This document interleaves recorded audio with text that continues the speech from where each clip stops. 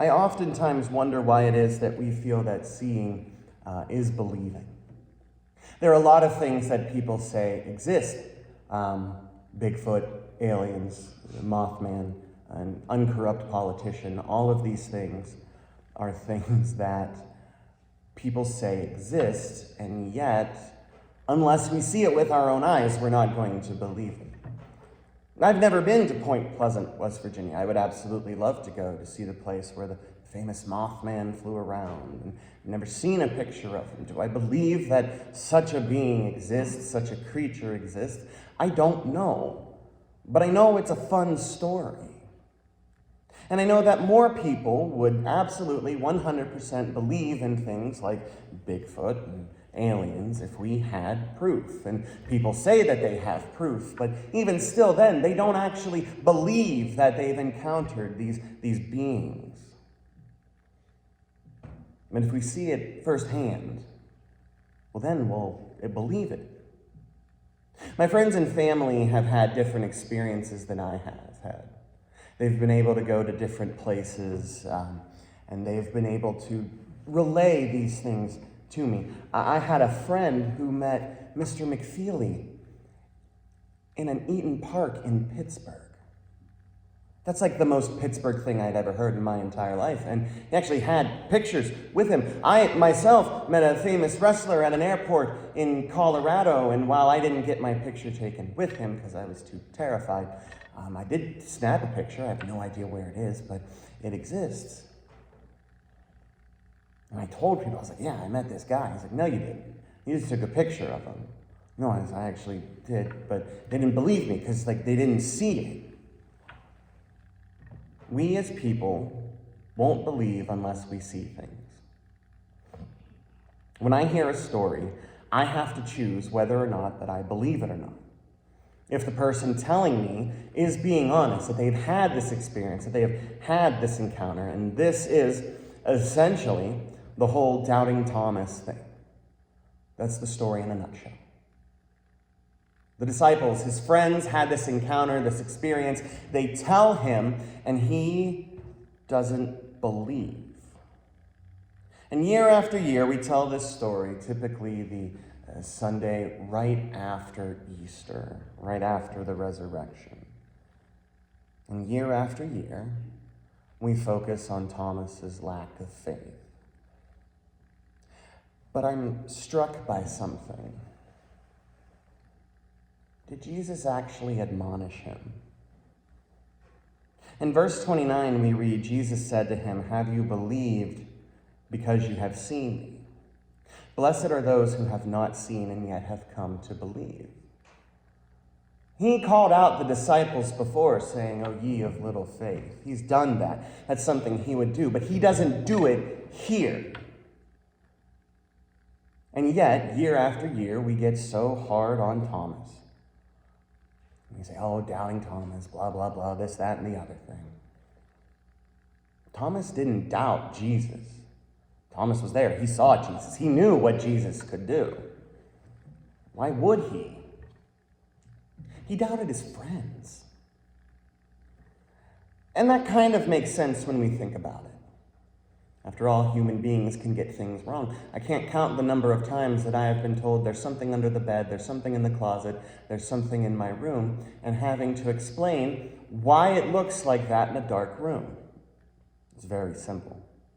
Your mind can't see everything, so it tries to fill in the gaps with something that it might be. And that's why our eyes play tricks on us in the dark, and that's why people say, oh, monsters in the closet under the bed.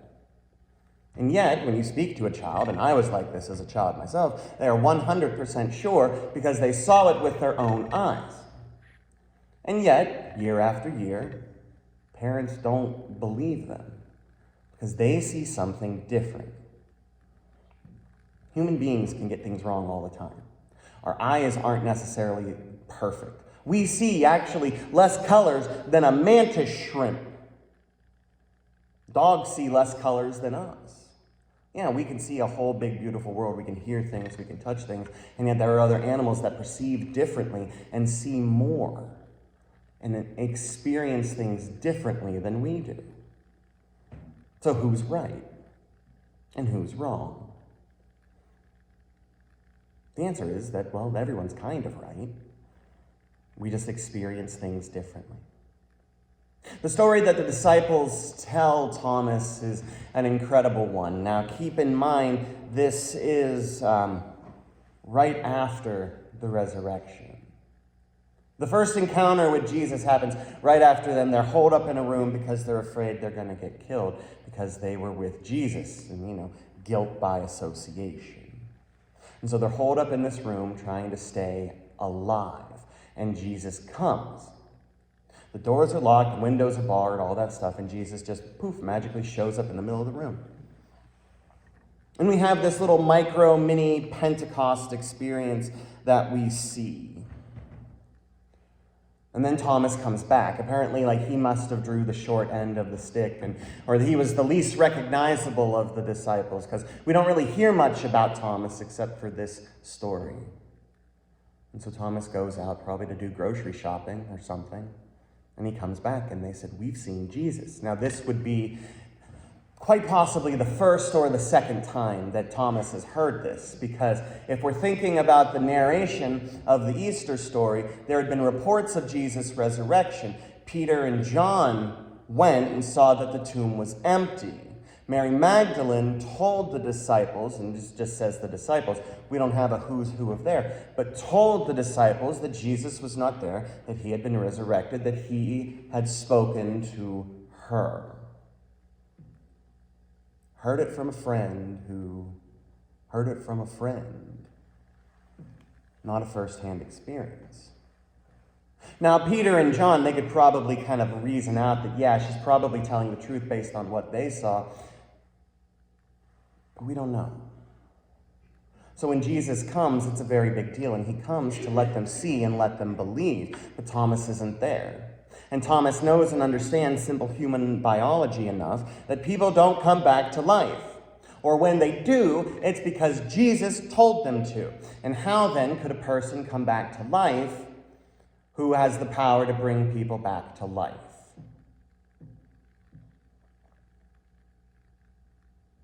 It doesn't make sense. It makes no sense. It's a fantastic story. And yet the disciples also have no real reason to lie to Peter. It's not like they're trying to prank him. They're not filming this for some YouTube channel. No, they're trying to just say, "We saw the risen Lord." And he says, "I don't believe it." Not that he doubts that Jesus couldn't do it, but he didn't get to experience. And I think the problem here is not a lack of faith on Thomas's part. The problem is fear.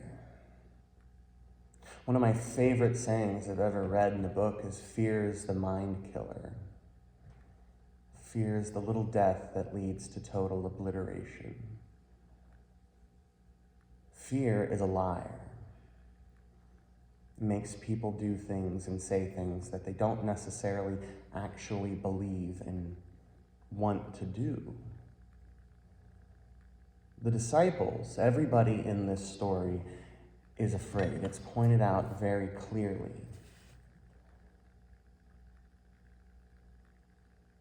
The doors of the house where the disciples had met were locked for fear of the Jews. They were afraid. They were afraid that something was going to happen to them. The disciples are in fear over the whole situation, and it makes sense. They have been put through the ringer physically and emotionally. And this is one of the main themes of this passage. How to deal with fear. Make no mistake, this isn't just a story about faith. This is a resurrection story.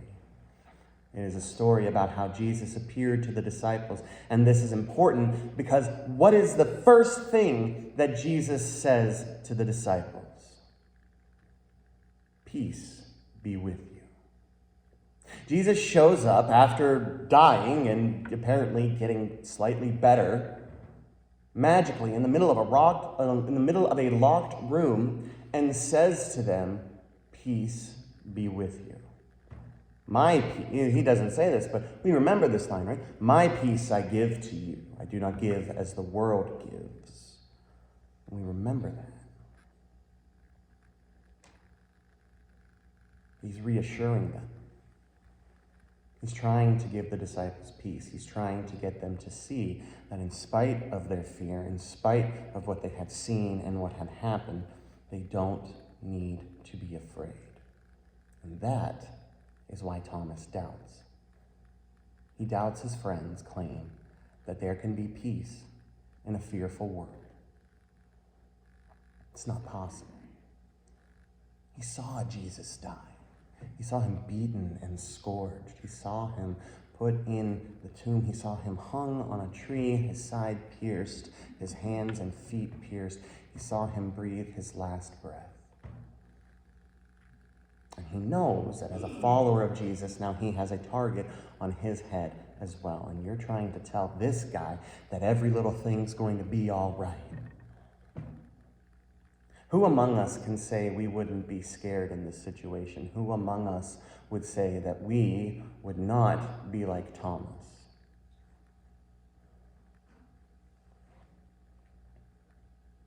Jesus is there to bring the peace, the comfort that fear does not have the final say in the world. And it makes sense that he, Thomas, would doubt that peace is an option, because what he has seen does not match with what he has heard. Because at the end of the day, sometimes seeing isn't believing. Jesus speaking about Thomas's faith is not a chastising moment on him. Rather, as the reading would suggest, it's a chastising of the human emotional response to things. Thomas believes that peace is only an option after he sees it face to face. Once he has that physical reassurance, he's like, oh yeah, no, everything really is fine. I could tell you right now, don't worry, everything's going to be fine. It doesn't matter what you're going through. You could be worried about bills or cars or wars and things like that. And I could say, don't worry, it's going to be fine. And all of you would likely still worry, because that's what people do. But we always decry Thomas, right? We hold him up as this bastion of unfaith, that he did not believe in Jesus. And that's not what seems to be happening here. It doesn't seem fair that we're hard on him when we would have done the same thing. One of the things we always say is that if Jesus showed up plainly and clearly, we would be able to follow him more closely. If Jesus would just walk through the door right now and talk to me, I would know exactly what I'm supposed to do to serve him. If Jesus would just speak to me, come to me, Lord Jesus, come in my burnt toast in the morning and speak to me the mysteries of the universe, that I might hear and believe and do your will. We act as if Jesus would show up plainly and clearly, we would be able to follow him more closely. And yet, if we're being honest about the whole situation, Jesus has already shown up time and time again. Over and over and over again. And we have the scriptures, blessed by God, given to us that we might come to know and understand God. We have seen God's work in people. We have heard God's word proclaimed. And yet, time and time again, what is it that we do? We still falter. We still stumble. We still doubt. Yeah, people say that Jesus shows up in Cheetos or whatever. But I'm talking about actually encountering Jesus. Not just like Jesus kicking down a door and saying, "What's up? Let's get to work." Talking about the little things. Like I don't believe in coincidences. I've seen the truth of the matter that Jesus Christ is in this world. There's a reason that I keep a bunch of Mr. Rogers stuff on my desk, and there's a reason why I think about Mr. Rogers. I have a little figurine and kind of like one of those like saint candles with a picture of Mr. Rogers on it. And part of the reason that I do that is because he's a good man. He's not only a good man, he's a good Presbyterian man. That's a feather in our cap, to be sure.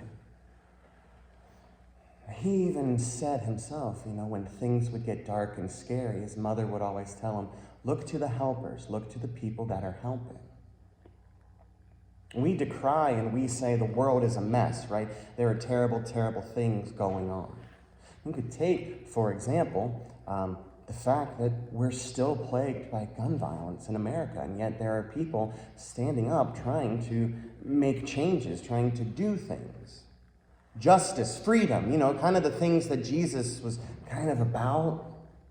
We see people give of themselves. We see people like President Jimmy Carter, who gave up a peanut farm because it might look bad, and then after he was done in office, he just spent all of his time building houses.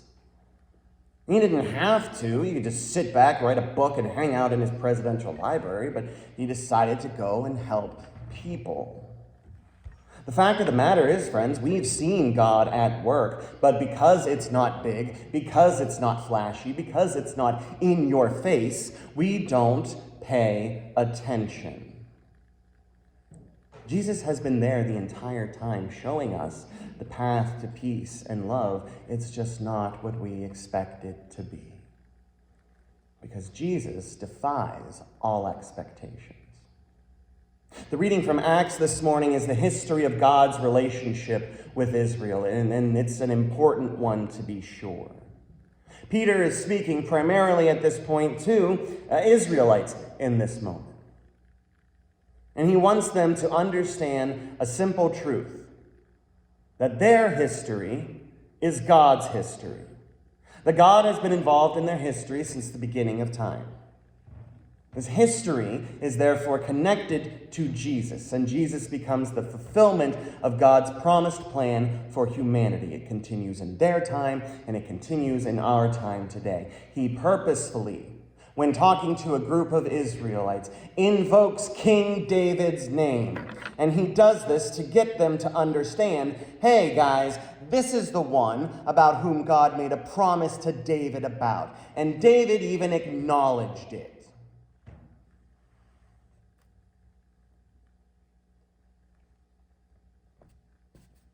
Jesus walks around for the next 40 days and 40 nights doing all sorts of stuff.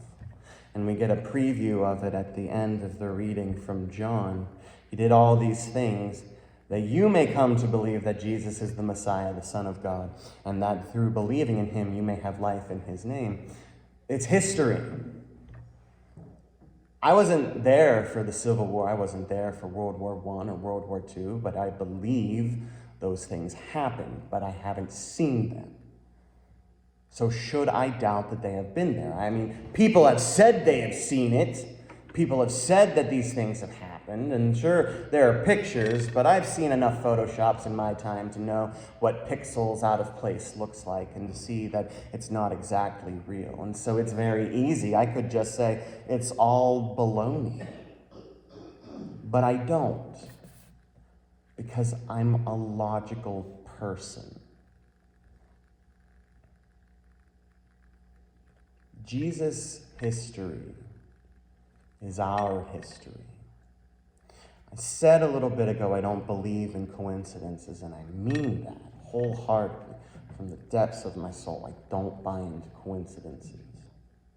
And part of the reason for that is because hindsight is a beautiful thing, and you can see clearly what God was trying to do in a specific situation. I can see and track why I'm where I'm at right now and the lessons that I needed to learn and get to where I am today.